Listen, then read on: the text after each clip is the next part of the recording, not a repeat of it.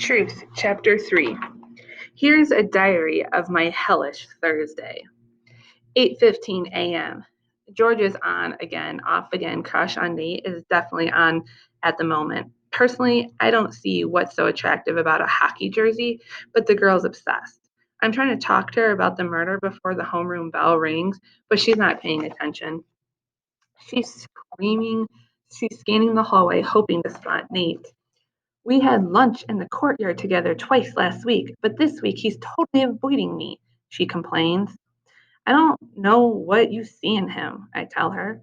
Jerome says he's on steroids. Probably can't even get it up. Steroids do that. Oh, and you have such experience in that area? She's got me there. I think Jerome's been expecting things to heat up soon, and I haven't decided yet what to do about that. Whether he can get it up or not, you still shouldn't be following him around like a puppy dog. He's not worth it. I'm not following him around. I give her "you're not fooling anyone" look. Listen, Nate's one of those guys who doesn't say much, but when he does, the whole room tunes in because it's important. That's true, especially when I think about how Nate took control at the party. Before I can tell Georgia that, he's walked by, she's left me in the dust to skip along beside him, waiting for his next words of wisdom, I guess. 8:25 a.m. It's a relief to be alone for a few minutes. I've been up late the last 2 nights writing my new script. It turns out to be a basic summary of facts, the usual who, what, when, and where, except the who is only who was murdered, not who did the murdering. I slide down to sit on the floor, leaning back to rest against my locker. With each sentence I've written, the whole situation has become more real. A man died, was killed, is dead. The stomach ache I had the night of the party has come back on a permanent basis. As the murder gets more real, school gets more surreal. Everyone's back to chatting and laughing, and in George's case, boy chasing, like nothing ever happened. I close my eyes for a minute. When I open them, it's because I can feel someone standing over me. Hey, Jen. It's Ross. His hair still damp from the shower. He squats in front of me, his knees on either side of mine, his hand pressed against the locker above my shoulder for balance. I'm caged in by his body, and he's close enough that I can smell his deodorant. What happened at Ian's blows, huh? I nod. This is the understatement of the century. The bell rings, and people start to sort themselves into their homerooms. Poor Ian's grounded for life. Might be allowed out when he's 40. This time I give him an obligatory smile, but I'm feeling weird. Ross and I are friendly, but we don't talk a lot. He's Jerome's friend more than mine. He's suffocating me. I should get to class.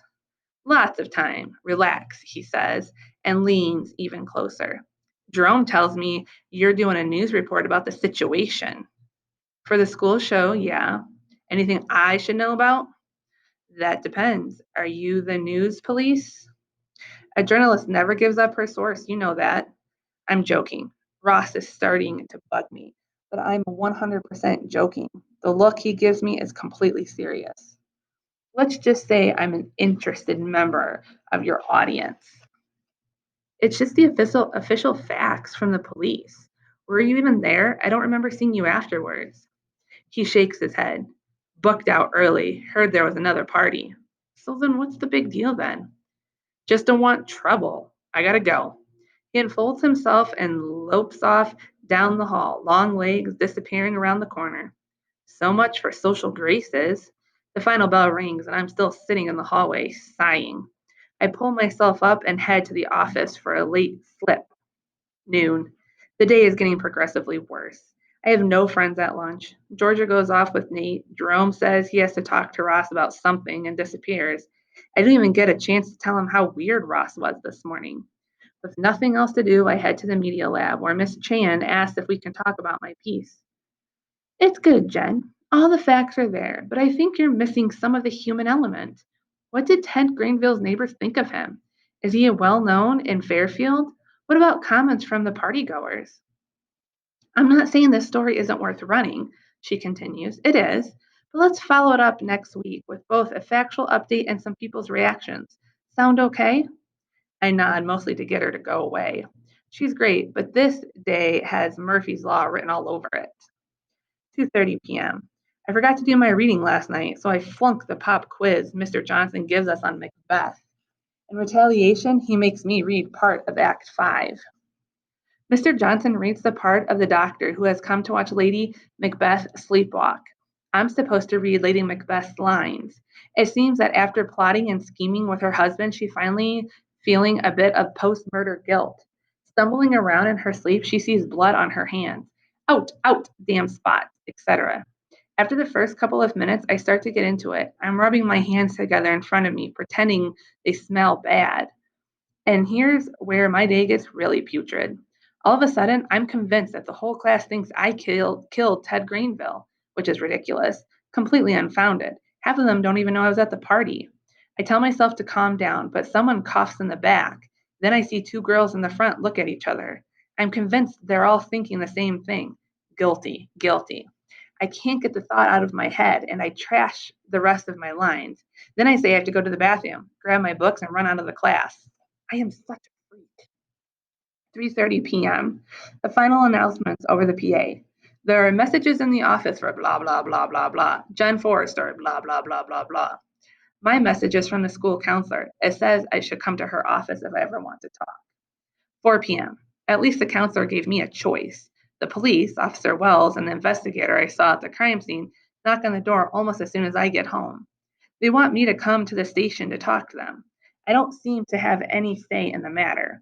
I feel like a criminal in the back of the police car, with its glasses shield in front of me and its doors that don't open from inside. At least I'm not handcuffed. When we get to the station, they leave me in a grungy room. My dad's on his way to meet me, apparently. After a long wait, all three of them file in. My dad gives me a worried look, but he squeezes my hand as he sits beside me. Officer Wells sits across from us. The other officer, Benson, turns out to be his name, paces around the room. He's the one who asks questions. After a while, it starts to make me dizzy to watch him as I answer. I tell them the same things I told Officer Wells when he came to my house. I was in the kitchen all night. I never saw Ted Greenville come in. Jerome drove me home. When we've gone through it once, Benson starts asking the same questions in different order. Just to clarify, he says. Really, I think he's trying to confuse me. He even gets some of the things wrong, which I'm sure is on purpose. So you were in the living room for most of the night, he asked? The kitchen. And the body was upstairs. I guess so. You never saw it? No. Miss Forrester, would it surprise you that other witnesses say that you were in the room with them when they discovered the body? It does surprise me, although it shouldn't. Of course they're interviewing everyone else who was there. We should have worked out a story so we all gave the same information. I can't think with everyone staring so hard at me. I rest my forehead on the table for a minute. Jen, did you lie to the police that night? That's my dad's questioning me now. I lift my head up and shrug. I didn't know he was dead. I just gave the simplest story I could. I expected this to all just blow over. So you lied, Benson says. I nod. What made you go upstairs? Candy ran down screaming. A bunch of us rushed up to see what was going on. Who was there? Me, Georgia, Jerome, Nate, other people too, but I don't remember. Where was Ross Reed at this point? I saw him earlier that night, but I don't think he was still there. Ian Clausen? He was there. And where was the body when you found it? On the floor in Ian's parents' bedroom, kind of to the left of the bed. Who called the police? Ian did. Nate told him to. My dad starts to get impatient. Look, Jen got scared and she lied, but she clearly wasn't involved in the attack. Just a few more questions, Dr. Forrester. Jen, what did Candy tell you when what she's seen upstairs? She didn't tell me anything. She just screamed and ran up. It goes on like this for another half hour. Finally, when I feel my head is going to explode, they stop. We'll be in touch if we need any more information.